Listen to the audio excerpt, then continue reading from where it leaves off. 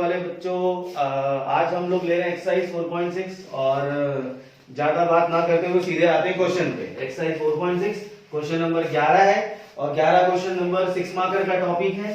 This is 6 marker का topic और ये 6 नंबर में मोस्ट इंपॉर्टेंट, चाहे कोई भी पेपर हो आपका ये क्वेश्चन आते ही आता है। तो फटाफट जरा इसका प्रोसेस हम लोग देख लेते हैं। तो प्रोसेस के अंदर ये मेरे पास में solve the system of equation, solve the system of equation. ये मेरे को इसका इक्वेशन सॉल्व करना है। तो पहले आपको स्टार्ट करना पड़ेगा सॉल्यूशन से।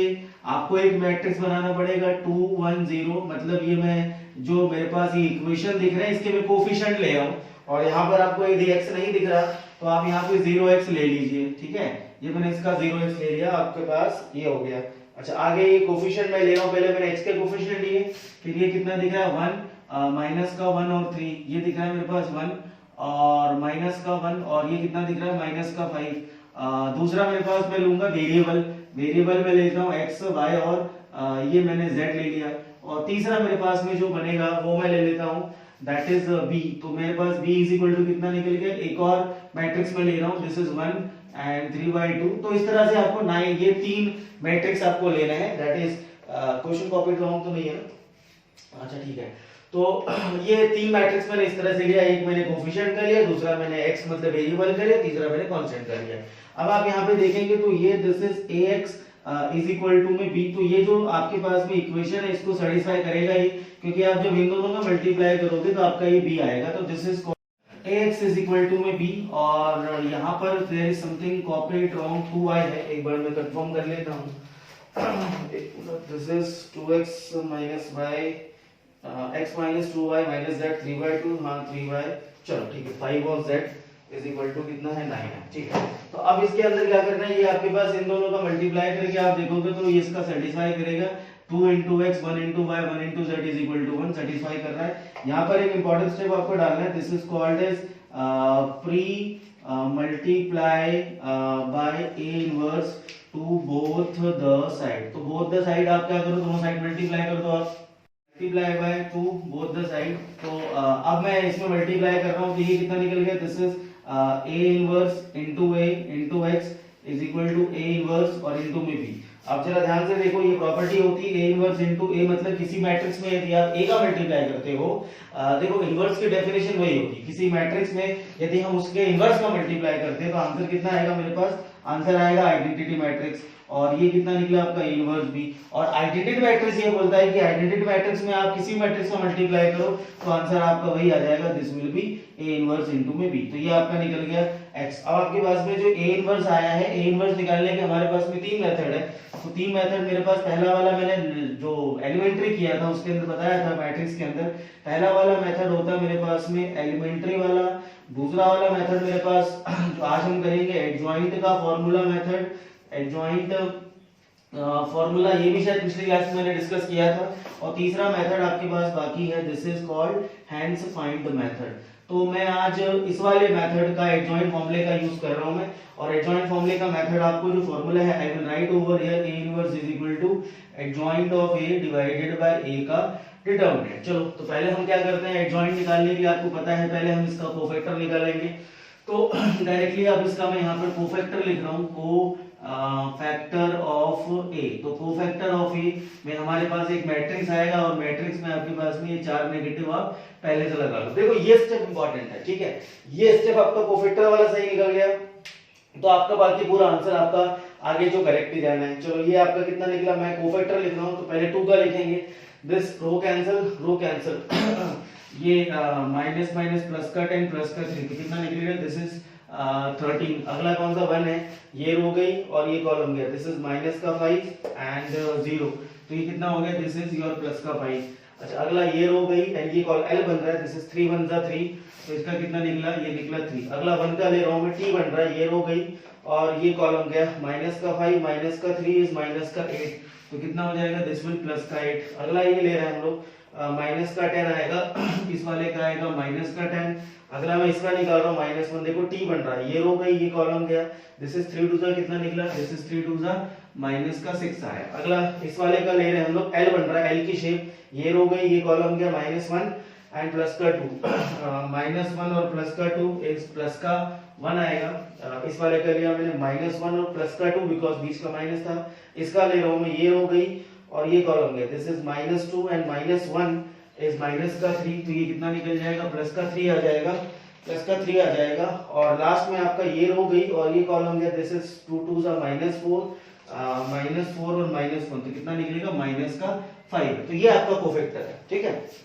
यदि आपका ये कोफैक्टर निकलेगा, ठीक है, ये आपका कोफैक्टर निकल गया। अब इसके बाद इसका एडजॉइंट आप निकालेंगे, तो एडजॉइंट ऑफ ये आपको पता है, इसका ट्रांसपोज करना, आपको ट्रांसपोज कर दो 13 5 और 3, दिस इज 8 माइनस का 10 और माइनस का 6 1 3 और माइनस का 5, ये आपका एडजॉइंट आ गया। डिटरमिनेंट आपको यहाँ पे मैं इधर निकाल देता हूँ, ये this is the part of question, ये मैंने इधर पार्टीशन डाल दिया, ये इस तरह से आपका जा रहा है। और मैं यहाँ पर इसका डिटरमिनेंट, ए का डिटरमिनेंट यहाँ पे निकाल देता हूँ, दिस इज ए का डिटरमिनेंट।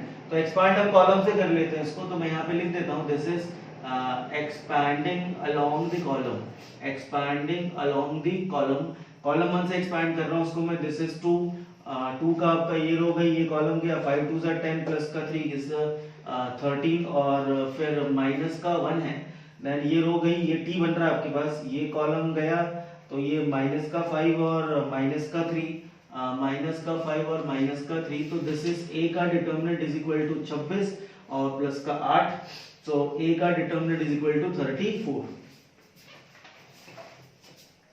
अब इसका हम, ये मेरे पास एडजॉइंट आ गया, ये हमारे पास ये डिटरमिनेंट आ गया, तो ए इनवर्स जो मेरे पास जो निकलेगा, दिस इज 1/34 और ये आपका कितना था, this is this one adjoint 13 8 1 5 minus का 10 और 3 और माइनस का 6 और माइनस का 5 आया, तो ये ए का इनवर्स आया। अब मैं यहाँ पुट कर देता हूँ value, A inverse is equal to adjoint of A into A का डिटरमिनेंट, तो सॉरी ये तो निकल गया मेरा, अब मैं यहाँ पुट कर रहा हूँ value, x is equal to, तो मेरे पास निकला x is equal to A inverse आपका निकला 1/34, ये निकला 13 8 1 5, दिस इज माइनस का 10 और 3 माइनस का 6 माइनस का 5 और इज मल्टीप्लाइड बाय b, और b मेरे पास कौन सा था, ये था जो कांस्टेंट वाली टर्म थी 1 और ये 3/2 और ये कितना दिया 9।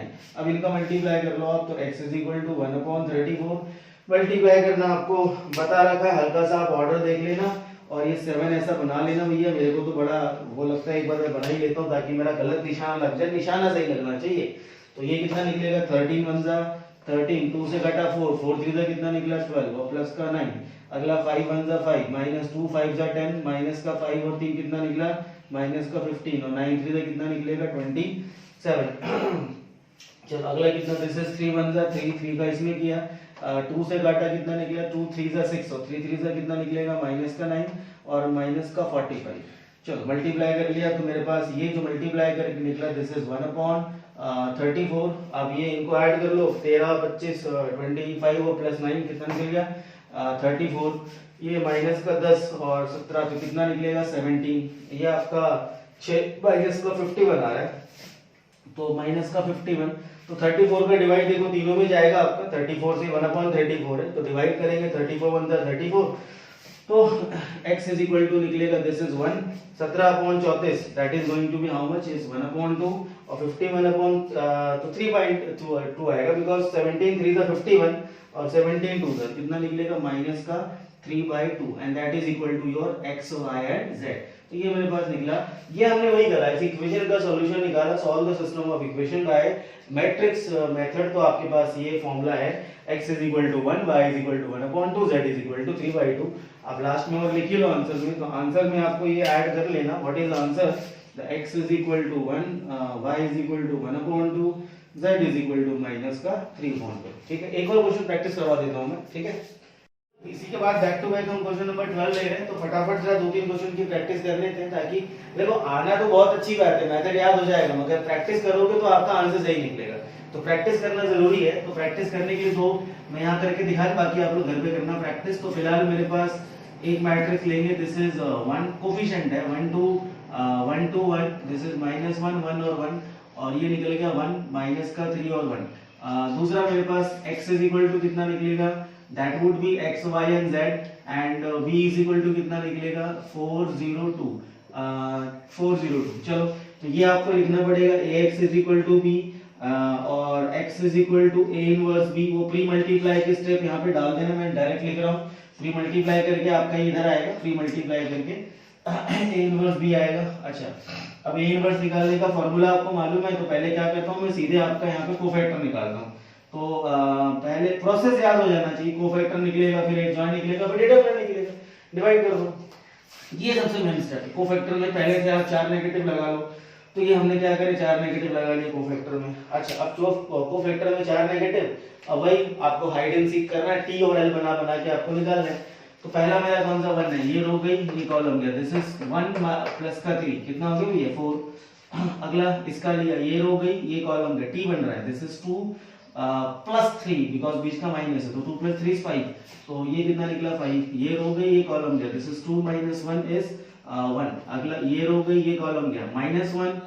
ये रो गई, आंखों से काम होगा, हाथों से काम होगा, हाथों से डिलीट करना है, दिस इज, ये रो गई, ये कॉलम गया, तो माइनस का 1 और माइनस का 1, तो माइनस का 2, तो ये हो गया प्लस का 2, तो प्लस का 2 हो गया। अगला ये है, तो ये रो गई, ये कॉलम गया, दिस इज 1 माइनस 1 इज 0। ये इसका लेना है, ये रो गई, ये कॉलम गया, दिस इज 1 प्लस 1 इज 2। अगला ये रो गई, ये कॉलम गया, 3 माइनस 1 इज 2, माइनस ये रो गई, ये कॉलम गया, माइनस का 3 माइनस का 2 माइनस का 5, तो ये निकला प्लस का 5। ये रो गई, ये कॉलम गया, दिस इज 1 प्लस 2 इज 3।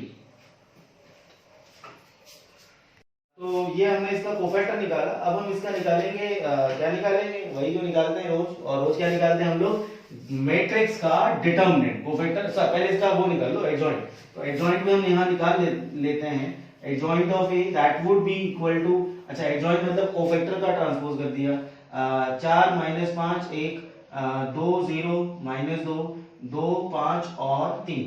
अच्छा, अब क्या करना है, आपके पास कोफैक्टर आ गया, इसका ए का मैं निकाल रहा हूँ यहाँ पे डिटर्मिनेंट। तो ए का डिटर्मिनेंट वुड बी, मैं ले रहा हूँ एक्सपांडिंग, मैं यहाँ पे रो से भी कर सकता हूँ, कॉलम से भी कर सकता हूँ, मैं कॉलम से कर रहा हूँ। दिस इज योर 1, फिर माइनस का 2 और कितना निकला मेरे पास, प्लस का 1 आया। चलो 1 के लिए मैं यहाँ पे कितना लूंगा, 1 का यहाँ पर मैं 4 ले लेता हूँ, दिस इज 4। ये आपका एज इट इज मेरे पास आएगा। ये माइनर लेते हैं, डिटर्मिनेंट निकालने के लिए जिस पोजीशन आप जिसका निकालना वो नंबर लो और प्लस उसका माइनर ले लो। अच्छा, 2 के साथ में कितना आएगा, 2 के साथ में ये प्लस, ये इसका माइनर यदि हम लेंगे माइनर, तो हमारे पास कितना आएगा, ये माइनस का 2 आएगा, माइनस का 2, और इसका कितना निकलेगा, प्लस का 2। आप एक बार चेक कर लो, चाहो तो यदि यहाँ से लो यार, वरना आप वापस से निकालोगे, ये रो गई और ये कॉलम गया, तो ये -1 और -1, तो माइनस का 2 आएगा। ठीक है, तो a का डिटर्मिनेंट इज इक्वल टू 4 और +4 और +2, तो कितना निकला 10। ये निकल गया नहले पे दहला। अब दहला निकल गया, एडजॉइंट है, तो a इनवर्स भी निकाल लो।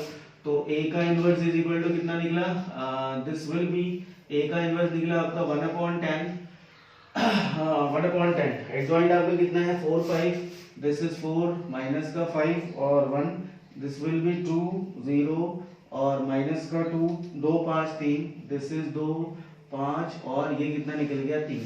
अब यहाँ पुट करना है x इज इक्वल टू, मुझे निकालने के लिए x is equal to a inverse b, तो x is equal to, I am writing x is equal to a inverse b, और a इनवर्स कितना निकला 1/10, 4 5 1 2 0 -2 2 5 और 3, और b कितना मेरे पास दे रखा है, b दे रखा है 4 0 2, तो दिस इज योर 4 0 एंड 2। अब इन दोनों का मल्टीप्लाई कर लो, x इज इक्वल टू 1/10, तो मल्टीप्लाई हमने 7 बना के ही करना है, ताकि आपको समझ में आ जाए मैं कैसे मल्टीप्लाई यहाँ पे कर रहा हूँ। उसके अंदर 7 बना लिया। अच्छा, 7 बना लिया तो मल्टीप्लाई पता है, सिखा रखा है, 4 4 का कितना निकलेगा, 4 का 4 में किया 16, प्लस में 0 और प्लस में 4, माइनस का 5 तो माइनस का 20, प्लस का 0 प्लस का 10, this is 1 4 4 plus 0 and plus में 6, तो दिस इज 1/10। ये कितना निकलेगा, ये 0 है, 6 16 4 20, दिस इज माइनस का 10 और ये कितना निकला प्लस का 10। 10 का डिवाइड कर दो तो आपका कितना निकलेगा, x y z जो आपका निकला वो कितना निकला 2 माइनस का 1 और 1 आया आपका आंसर। तो ये आपका निकला x y z। तो बड़ा इजी है, कोई खास नहीं है इसमें, कोई आपको बस एक बार मेथड आपको समझ में आ गया। और ये जड़ है, ये गले की हड्डी है, ये गले की हड्डी है, यदि ये सही निकल गया तो मैं फिर बोलूंगा यदि आपको 6 मार्कर में इसको सही निकालना है तो आप बस कोफैक्टर पे जान लगा दो, क्योंकि सबसे ज्यादा 90% बच्चे जो हैं वो कोफैक्टर में गलती करते हैं। तो कोफैक्टर पे जान लगा दो, कोफैक्टर गलत नहीं होना चाहिए, बस कोफैक्टर सही निकला तो आपका आंसर 100% सही निकलेगा। तो ये तो खैर इक्वेशन बनी बनाई मेरे पास है, कुछ इक्वेशंस में हमारे पास वर्ड प्रॉब्लम होती है, वहां पहले आपको इक्वेशन बनाना पड़ता है फिर सॉल्व करना पड़ता है, ठीक है। अभी हम कुछ और क्वेश्चन इसकी प्रैक्टिस में ले रहे हैं। देखो अभी मेरे पास ये क्वेश्चन नंबर 13 14 आप घर पे खुद ट्राई करना, ये होमवर्क का पार्ट है। आप लोग बड़े ज्यादा पंचुअल होगी, सर भी जितना क्लास में कराया हम उतना ही करेंगे, मगर नहीं प्रैक्टिस करने के लिए 11 12 मैंने कराया, 13 14 आपका होमवर्क में आपको करना है। ये अभी से मैं वीडियो में डाल रहा हूँ, आप लोग ध्यान रखना। अच्छा 15 16 मैं करा देता हूँ, ठीक है। तो 15 16 आपका मैं करा देता हूँ। 15 वाला क्वेश्चन मैंने यहाँ पे लिख लिया है। तो 15 वाला क्वेश्चन ये find the inverse and solve the equation. तो भैया सीधे सॉल्व मत करना, पहले आपको इनवर्स उसने बोला तो जैसा क्वेश्चन का ऑर्डर है, ऑर्डर मतलब जैसा क्वेश्चन ने बोला है कि आपको जो आदेश मिला है एनसीईआरटी से कि पहले आप इसका ए इनवर्स निकालो उसके बाद सॉल्व करो, तो दैट मींस इसका कहीं ना कहीं इसमें कुछ ना कुछ कनेक्शन होगा, और कनेक्शन क्या होगा आपको देखना पड़ेगा, वो लिंक वगैरह आपको कनेक्ट करना पड़ेगा। देखो यहाँ पर कोफिशिएंट 2 3 1 है, यहाँ भी 2 3 1 है, ये कितना है -3 2 1 है, -3 2 1 है। अच्छा मतलब लिंक दिख रहा है कि इसके कोफिशिएंट का मैट्रिक्स उन्होंने पहले बना के दे दिया मेरे को, और पहले बना के दे दिया तो पहले आपको इनवर्स निकालना है, तो हम वैसे वही काम करते थे, मगर ये इस तरह से फॉर्मेट इसका क्वेश्चन चेंज करके दिया हुआ है। तो करना वही मुझे पहले क्या करना है, सीधा डायरेक्ट पहला काम ही क्या करना है, मुझे कोफैक्टर ऑफ ए निकालना है, और -4 एडवांस में लगा लो। 4 एडवांस में माइनस लगाने से इतने माइनस होते हैं कि कहीं बंदा कंफ्यूज नहीं होगा, तो हमने लगा लिया। अब हमारा काम शुरू होगा। दिस इज रो गई, कॉलम गया, माइनस का 4 एंड प्लस का 4। वाओ, पहला वाला ही 0 निकला, माइनस का 4 एंड प्लस का 4। उसके बाद अगला ये रो गई, ये कॉलम गया, दिस इज माइनस का 6 एंड प्लस का 4, दिस इज -2, तो ये हो जाएगा प्लस का 2। ये रो गई, ये कॉलम गया, दिस वाज बी 3 माइनस का 2, दैट वुड बी 1। ये रो गई, ये कॉलम गया, माइनस का 4 एंड माइनस का 5 इज माइनस का 9, देन ओके कुछ गड़बड़ शायद गई है, यस ये गलत है, मैंने लिया ये रो गई और ये कॉलम गया, तो ये 5 सॉरी माइनस का नहीं प्लस का 6 एंड माइनस का 5, ये नहीं आएगा, ये आएगा मेरे पास प्लस का 1 आएगा, ठीक है। अगला ये लिया मैंने, तो ये वाला ये रो गई, ये कॉलम गया, ये कितना माइनस का 4 एंड माइनस का 5 इज माइनस का 9, ये बीच वाले का -9 आएगा। इस वाले में this row and this column, this is 2 1 2 and plus का 3, तो कितना निकला, दिस इज 5। एक नेगेटिव पहले से आपका लेके चलना है, 4 3 12 माइनस का 10, तो ये आएगा मेरे पास 2। This row and this column minus का 8 एंड 15, माइनस का 8 एंड माइनस का 15। एक बार देख लेते हैं, इसका है, ये रो गई, ये कॉलम गया, माइनस का 8 ये रो ये कॉलम, माइनस का 8 एंड 3 5 15, माइनस का 15, तो माइनस का 23 आ रहा है, तो ये प्लस का 23, लास्ट ये रो गई और ये कॉलम आया, तो 2 2 4 एंड 4 प्लस का 9 इज 30। ये तो निकली बोली गले की हड्डी, मतलब गले की हड्डी या समझ लो जो भी हो, गले में हड्डी कहना है, कहावत है कि गले में हड्डी फंस जाए तो बड़ा दुखदाई हो जाता है, तो ये निकल गया है नहीं, तो फिर तो आप मतलब पूरा क्वेश्चन आपका आराम से निकल जाएगा। तो अब इसमें ए का डिटरमिनेंट, अब इसमें सॉरी पहले एडजॉइंट निकालते हैं, हाँ पहले एडजॉइंट निकालते हैं।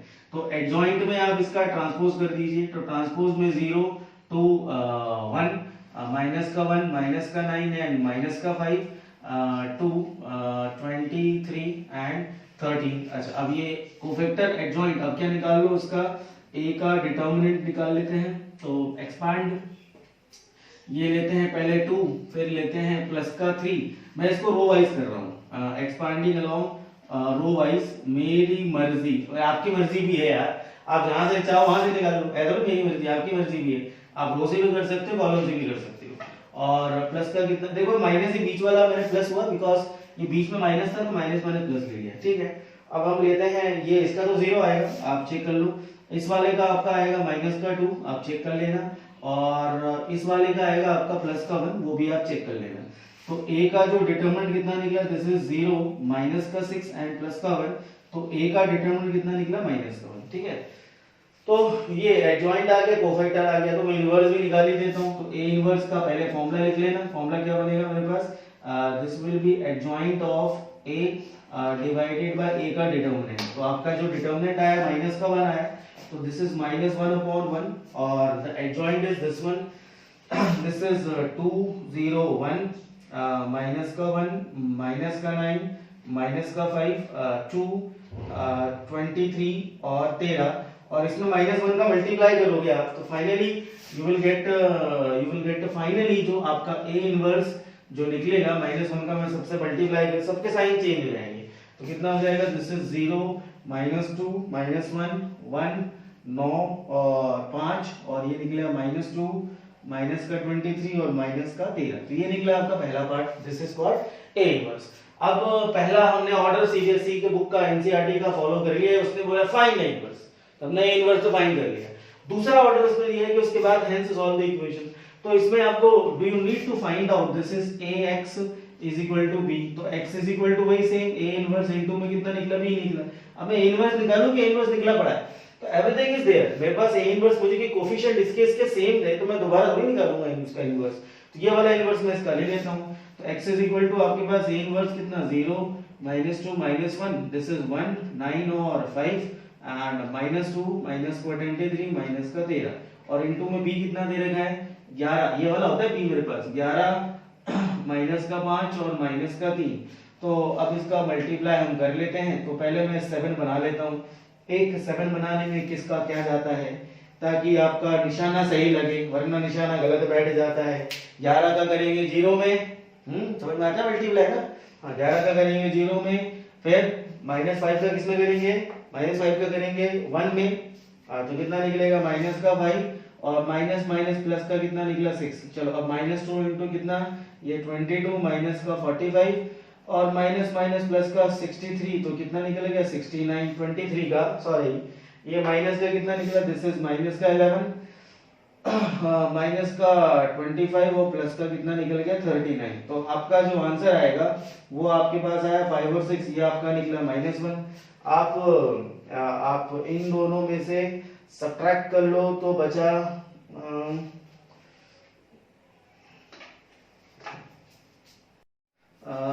ये माइनस का 22 था, ठीक है। तो अब ये माइनस का 22 45 इज 4 + 2 7 और 67, माइनस का 67 और 69, तो कितना निकलेगा मेरे पास, प्लस का 2 आया, प्लस का 2 आया, और ये कितना निकलेगा, माइनस का 11 39 5 और ये 6 आया 3 36 आया, दिस इज माइनस का 36 और प्लस का 39, तो कितना आंसर आएगा 3 आएगा। तो आंसर इज 1 2 एंड 3। चलो ठीक है, अगला एक और वर्ड प्रॉब्लम ले लेते हैं। चलिए अब हम लोग ले रहे हैं क्वेश्चन नंबर 16 इसी एक्सरसाइज का, दिस इज 4.6 है एक्सरसाइज 4.6। तो क्वेश्चन नंबर 16 है। तो 16 में हमारे पास the cost of 4 kg onion 3 kg wheat and 2 kg rice is ₹60। तो ये 10th क्लास के अंदर जैसे वर्ड प्रॉब्लम आपके होते थे वैसे वर्ड प्रॉब्लम है, और उसको पहले फ्रेम करना है उसके बाद में सॉल्व करना है। तो मैं फ्रेमिंग कर देता हूँ, सॉल्व आप लोग खुद कर लेना। The cost of 4 kg onion 3 kg wheat and 2 kg rice 60, the cost of 2 kg onion and blah blah blah, find the cost of each item पर kg बाय मैट्रिक्स मेथड। तो इसमें आप लेट कर लो, लेट आपने कर लिया cost of पर kg है, तो 1 kg onion 1 kg onion is equal to x rupees, और ये ले लिया आपने द कॉस्ट ऑफ 1 kg, उसके बाद व्हीट है, व्हीट इज इक्वल टू में y रुपीस पर kg, and the next one is एक और है राइस है, तो राइस है आपके पास कितना z रुपीस, आपने इसको ले लिया। अब according to the question cost वाले 4 kg, अब 1 किलो का x है, तो ये कितना निकलेगा 4x प्लस 3y और plus 2z is equal to कितना, टोटल 60 रुपए लग रहा है। तो ये मैं नहीं बोल रहा, क्वेश्चन में लिखा है the cost of 4 kg onion and 3 kg wheat and 2 kg rice is 60 rupees. पता नहीं ये कौन से जमाने की कॉस्ट है, बट मैं जब भी ये क्वेश्चन करता हूँ तो मैं ये बात को हमेशा रियलाइज करता हूँ कि काश ये दिन कभी थे और ये दिन बड़े गोल्डन पीरियड होंगे जहां पर महंगाई जो है वो ये होगी, मतलब बिल्कुल सस्ता, मतलब कमाल यार, 4 किलो प्याज, 3 किलो गेहूं और 2 किलो राइस 60 रुपए में। तो वो दिन शायद काफी पहले के होंगे, 20 साल 25 साल पहले के। और ये बुक भी उतनी पुरानी है, दैट्स व्हाई वो कंटेंट यहाँ आज तक चल रहा है। तो समय बदल गया, जमाना बदल गया, मगर बुक के अंदर कॉस्ट नहीं बढ़ी। यदि महंगाई बढ़ती है तो बुक में मेरे हिसाब से कॉस्ट भी बढ़ा देनी चाहिए, रिप्रिंट मार देना चाहिए। अगला है the cost of 2 kg onion. तो ये कितना निकला, 2 kg ऑनियन, 4 kg वीट, तो ये निकल गया 4y, और 6 किलो जो आपने क्या लिया, तो ये 90 रुपए का बढ़िया है। The cost of 6 kg onion, तो लो भैया 6 किलो प्याज ले लो, 6 किलो प्याज, 2 किलो आटा ले लो, और कितना 3 किलो राइस ले लो। तो thrice of that is equal to कितना निकल गया, 70 रुपीज। तो ये मेरे पास तीनों को आप लोग सॉल्व कर लेना, दैट इज योर काम। क्योंकि अब मैं इक्वेशन जो है आपको सॉल्व करके दिखाने का क्या जो है वो हिसाब किताब वो मैं बताऊंगा। क्या 2-3 क्वेश्चन प्रैक्टिस करा दिए आप, आई थिंक आप लोग प्रैक्टिस अपनी खुद की करोगे। ये होमवर्क का पार्ट है, ध्यान रखना सारे, तो ये सारे क्वेश्चन होमवर्क का पार्ट है। एक और मैं ले रहा हूँ, दिस इज एग्जाम्पल नंबर जो है मेरे पास वर्ड प्रॉब्लम है, और ये वर्ड प्रॉब्लम गिवन है मेरे पास एग्जाम्पल नंबर 29। तो एग्जाम्पल नंबर 29 मेरे पास है, the sum of the 3 number of the number is 6। तो 3 नंबर है, तो 3 नंबर है, तो let the first number is equal to x। अच्छा, फिर कौन सा लिया आपने, second number is equal to y, and the third number is equal to z। अच्छा, अकॉर्डिंग टू क्वेश्चन क्या बोल रहा है, the sum of the 3 number is 6। मतलब पहली वाली कंडीशन तो हो गई x plus y plus z बराबर 6, ये फर्स्ट इक्वेशन। आगे it says if you multiply third number by 3 and add to the second number, multiply third को 3 से करना है और दूसरे में जोड़ना है। मैं फिर से बोल दूं, if you multiply third number by 3 and add the second number two it, तो तीसरे को 3 से मल्टीप्लाई करके दूसरे में जोड़ने पर हमारे पास कितना आ रहा है, 11 आ रहा है। अच्छा, 11 आ रहा है। अच्छा, ओके, अब ये जो मैं ये बता दूं, इसने बोला तीसरे को 3 से मल्टीप्लाई करके दूसरे में जोड़ के 11 आ रहा है, तो पहले का इसमें कोई काम नहीं है क्योंकि उसने बोला ही नहीं। भाई ऐसा है कि ये वाला जो खेल है, ये खाली ये दोनों y और z मिलके खेल रहे हैं, इसमें x को नहीं खिलाया, ठीक है भैया, नहीं खिलाया तो नहीं खिलाया, वो बेचारा अलग हो गया। आगे बोल रहा है, by adding the first number and the third number we get the double of the second number। अब बोल रहा है कि फर्स्ट और थर्ड को यदि मैं ऐड कर दूं, ऐड मतलब x प्लस z को ऐड कर दूं, तो we get the double of the second number। देखो सेकंड का डबल मिल रहा है, तो ये मेरे पास में सेकंड इक्वेशन तो खैर ठीक है, और इसमें आप ट्रांसपोज कर लो, और I can write this is x minus का 2y प्लस का z इज इक्वल टू 0। ये बनी मेरे पास थर्ड इक्वेशन। तो ये मेरे पास 3 इक्वेशंस बनी। अब इनको आपको सॉल्व करना। The first is x plus y plus z is equal to में 6, this is y plus 3z is equal to में 11, and this is x minus का 2y and plus का z is equal to 0। ये तीनों equation को आप solve कर लो bye matrix method, तो आपका आंसर आ जाएगा। एक बार जरा मैं इस वर्ड प्रॉब्लम की कहानी समझा दूं मैं, कि क्वेश्चन को देख करके आपको इक्वेशन जो बनाई है उसको देख करके आपको उसकी स्टेटमेंट बोलना आना चाहिए। तो जितने बच्चे वीडियो देख रहे हैं वो जरा मुझे बताओ कि इसका मतलब क्या था। इसका मतलब था the sum of the 3 number is 6, इसका नंबर था, इसका मतलब था statement if we add thrice of third number to the second number we get 11। इसका मतलब ये था, और इसका मतलब ये था कि if we add first number and third number will get twice of the second number. तो ये चीज आपको, यदि क्वेश्चन को पढ़ के आपने इक्वेशन बना लिया और इक्वेशन को बनी इक्वेशन से आपने क्वेश्चन की स्टेटमेंट बना ली, मतलब कि आपकी वर्ड प्रॉब्लम की जो स्ट्रेंथ है वो बढ़िया वाली है। और सिली मिस्टेक आप लोग मत करना। तो ये आपका यहाँ तक का होमवर्क हो गया, ठीक है। एक दो क्वेश्चन और मैं खत्म ही कर लेता हूँ, अभी ले रहा हूँ जस्ट में। तो ये मैं क्वेश्चन अगला ले रहा हूँ, मिसलेनियस का है, क्वेश्चन नंबर 16, क्योंकि ये टॉपिक आज उठाया है तो उसको निपटा ही है। तो निपटाने के पॉइंट ऑफ व्यू से ये आखिरी क्वेश्चन आज का हम इसको ले लेते हैं, ताकि ये हमारे पास ये इक्वेशन वाले क्वेश्चन खत्म हो जाए। तो ये क्वेश्चन मिसलेनियस का है, मैं फिर से बोल दूं, मिसलेनियस चैप्टर नंबर 4 और दिस इज पेज नंबर है 142 और इंपॉर्टेंट है, नो डाउट इंपॉर्टेंट है, पेज नंबर 142 एनसीईआरटी का क्वेश्चन हमारे पास है। तो मेरे पास इक्वेशन है, सॉल्व करना है 2/x plus 3/y plus 10 divided by z is equal to में कितना दिया है 4। अगला मेरे पास दिया है 4/x माइनस का 6/y प्लस का 5/z इज इक्वल टू में 1 and this would be 6/x plus का 9/y माइनस का 20/z इज इक्वल टू में 2। तो ये इक्वेशन है। तो मुझे कुछ यहाँ पर वही काम करना है, इनवर्स निकाल के x y z निकालना है, बट थोड़ा सा इक्वेशन का फॉर्मेट इन्होंने चेंज कर दिया। तो चेंज कर दिया तो हम करते थोड़ी है, हमने 10th क्लास में 95 और 99 नंबर लाए ना सारे बच्चों ने। तो यहाँ पर भी आपको याद होगा, इन तीनों के अंदर आप देख लो व्हाट इज दिस, आप इसमें 1/x को लेट कर लीजिए a, इन तीनों में आपको क्या दिख रहा है 1/y is equal to b और 1/z इज इक्वल टू में c दिख रहा है आपका। तो आपके पास दिस इज द इक्वेशन जो कन्वर्ट करने के बाद में जो बनेगी मेरे पास, वो क्या बनेगी वो हम देख लेते हैं। तो कन्वर्ट करके यहाँ पे कितना बचा, this is 2a plus 3b plus 10c is equal to में 4। ये बनेगा 4a माइनस का 6b और प्लस का 5c इज इक्वल टू 1। ये बनेगा 6a प्लस का 9b माइनस का 20c इज इक्वल टू में 2। और अब इसके बाद में हम इसमें बाकी वही कहानी होगी, पहले आप मैट्रिक्स लोगे a that is coefficient 2 4 6 3 minus 6 9 10 5 और माइनस का 20। दूसरा जो हमारे पास यहाँ पर x y z आप लोगे उसके बदले आपके पास आ जाएगा बस abc आएगा, बिकॉज यहाँ पर जो इक्वेशन है वो abc के फॉर्म में है। यदि ये pqr के फॉर्म में होता तो मैं pqr ले लेता। अच्छा अगला मैं b इज इक्वल टू कितना ले लूंगा 4 1 और 2। अच्छा अब इसके बाद this will be ax is equal to b, ये स्टेप लिखना जरूरी है। फिर हम यहाँ क्या लिखते हैं pre multiply by a inverse. तो ये भी मार्कर जा रहा है, लॉकडाउन का टाइम है, पता नहीं मार्कर मिलेंगे नहीं तो पढ़ाऊंगा कैसे। तो a इनवर्स